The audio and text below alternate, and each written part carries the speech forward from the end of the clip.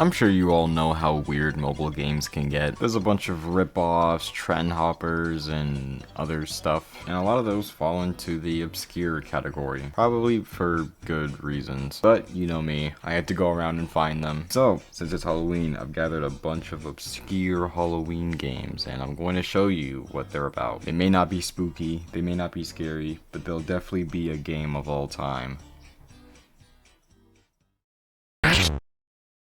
Haunted Circus 3D was released on December 14th, 2015. It was created by Mouse Games. It's a first-person horror game where you have to survive inside a circus from the haunted mascots. It has a point-and-click style where you can explore the entire house, circus house thing, and then it shifts into a FNAF style game where you have to check the cameras and keep the animatronics out of your office. There's a little bit of a story where 25 years ago a bunch of people got trapped here, and there are multiple endings that you can get. The game was last updated on May 30th, 2019, where some bugs were fixed. I'm not gonna lie, the game was pretty weird. It looked pretty bad from the start, and it didn't get any more fun throughout the time I played it. There's also a weird room with a couple mannequins that were just standing there. I didn't really get that. The jump scares are kind of freaky, I guess. I don't know, they're a little funny.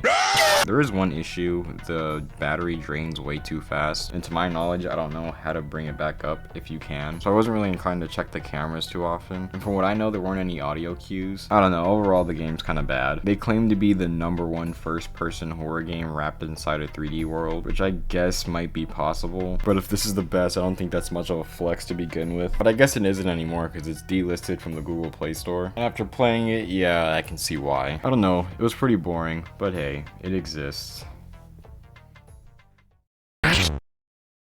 Hell Shooter was released on April 5th, 2015. It was made by No Name 490-436-44557822964118. Absolutely incredible name. It's a first-person horror shooter where the enemies are FNAF animatronics. What's weird is that the name of the game is different from what it says on the Play Store. In the game, it's called Four Nights at 9. And then on my phone, it's called Mind Games Calf. Ladies and gentlemen, I think we found the greatest FPS mobile game out there. Each level has a different map on it that also have some Minecraft elements in there, such as like the lava and the portal being a nether portal. I do want to make it clear though, this game is not good at all. The controls suck and it's incredibly hard to see sometimes. Not only that, your ammo is incredibly limited, and I don't know why, but Nightmare Fredbear is incredibly difficult. I quite literally dump mags on them constantly and they just tank it. Considering it was made in 2015, it was definitely trying to ride off the popularity of FNAF, and since it was last updated in September of that same year, it clearly didn't last long. There's also so many ads on that game, and it was just incredibly annoying. The game is currently delisted on the Google Play Store. I think it was a sloppy but interesting answer to the question, what would FNAF be like with guns? It was interesting at the time, but it's not great now. Five Nights at Freddy's 3 demo was released on March 7th, 2015. It was just a demo for FNAF 3. Remember when Scott Cawthon made demos for FNAF games? It's currently delisted from the Google Play Store, as are the other demos. I just thought it was an interesting thing. I didn't even know he removed all of them.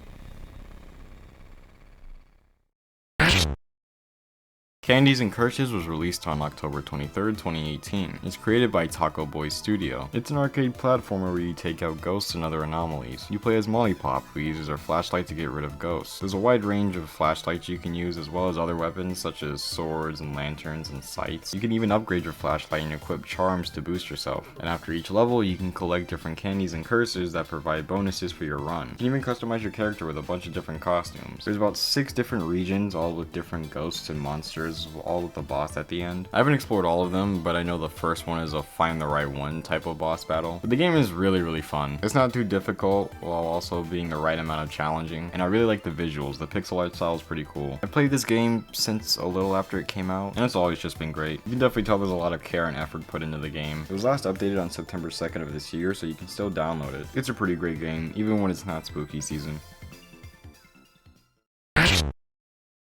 Slendrina the Cellar 2 was released on November 25th, 2016. It was created by developer, the same dev who made the game Granny. You're trapped in a cellar and have to find 8 books, kinda like Slenderman, while also avoiding Slendrina and some other creatures. There's also keys you can gather to unlock doors. This is the second installment in the Slendrina series. The game is pretty simple, there's not much after that. It was last released on August of this year, so you can still play it. It's a nice game, but kinda like Granny, it gets old pretty quick. But it's good to play every once in a while. Scary Evil Exe was released on July 2nd, 2018. It was created by Appster Games. It's a 2D platformer set in a pixelated world. You play as a knight named Knightley who has to clear the levels while avoiding corruptions. There's a bit of a twist to this game though, as the more you play, the more it gets corrupted. A girl in the game who was gone what you were going through constantly tells you to stop playing. The game's not that bad visually, but it is incredibly hard. That or I suck at platformers. It's probably the latter. But the controls are very weird. It felt like you either gave too much or gave too little, and the fact that there's an ad break like every 3 tries really annoyed me. I got to a certain point where I didn't know where to go, so I didn't finish the game. I'm not sure if it was supposed to be like that or if I was just missing something, but I'm pretty sure there's a little more to it. It was last updated on July 7th of this year, so the devs are still working on it. I don't know, I may come back to it later, but for now, I'm not interested in beating the game. Scary Stranger 3D was released on March 15, 2017. It was created by Z&K Games. You go around your scary uncle's house and screw with things while he's not there. There's not much to the game story-wise. It's just some weird old man, which none of the kids like, who for some reason is green in the game, but Caucasian in the icon. It's pretty much just a bad version of Hello Neighbor, which is really saying something because Hello Neighbor is not great whatsoever. The graphics are really terrible and the controls suck, and the cutscenes are just so whatever. There are some references in the game though, like the Tom and Jerry one with the dog. There's a lot of ads in this game as well, which is really annoying, but it's a mobile game. I shouldn't be surprised. It was last updated on October 15th of this year, so for some reason the devs are still supporting this game. I don't know, this game is just weird and bad, and it just, I don't know who plays this, but I guess it's there.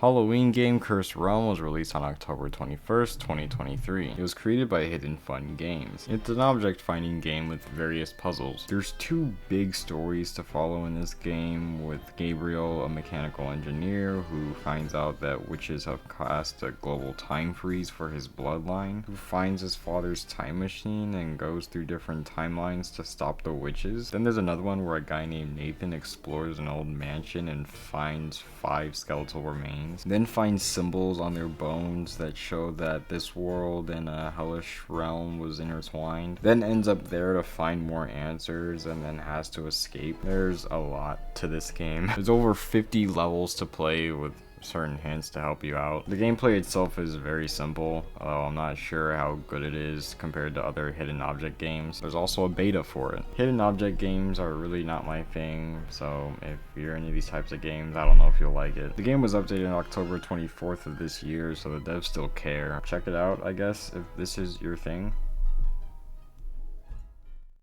I hope this got you in the Halloween spirit. I know it did for me, and if it didn't, then I know what will.